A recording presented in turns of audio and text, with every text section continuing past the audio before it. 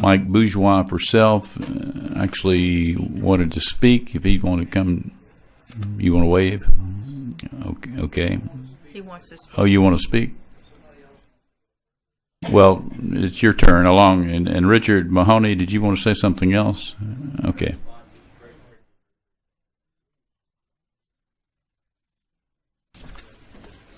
I'd like to tell the representatives here that anything I say, excuse me, Richard Mahoney.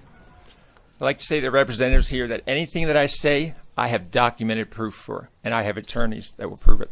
There's two things I'd like to rebut here. Number one, who owns two of the abortion clinics in Baton Rouge and New Orleans? Leroy T. Brinkley. He was the one who hired Gosnell, who's in jail for serial killer.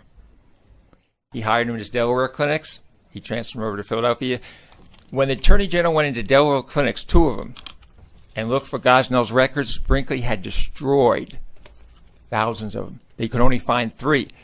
And the only reason Brinkley is not in jail with Gosnell for a serial killer, the worst serial killer in U.S. history, is that he was smart enough to destroy all the records. And they didn't find the bodies like they found in the freezer of Gosnell. The only reason Gosnell was convicted is because he kept the trophies, the murdered babies in his freezer, or he would have been set free. Brinkley destroyed all the records. Brinkley falsified records.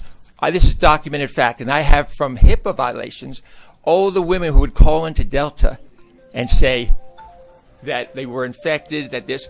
Do you know Julie Baxter did a hour documentary about how rusted, unsterile instruments were used for years, 10 years, by Leroy T. Brinkley of physicians, and infected thousands of women. This is documented fact. This was on the news, 1999. Listen, look at the chronological history of Delta. Just type it in. You'll see stuff. I had to abridge it. It was 100-something pages long.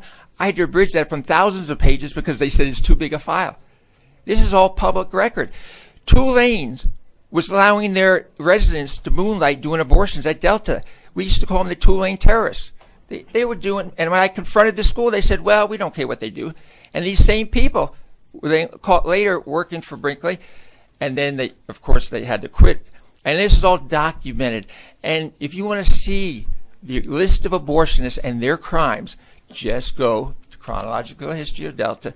Go on the websites. It's all documented. But this year it will come out. As I said, the Secretary of State has agreed to cooperate since he has control of the records of all that has transpired for the last 40 years.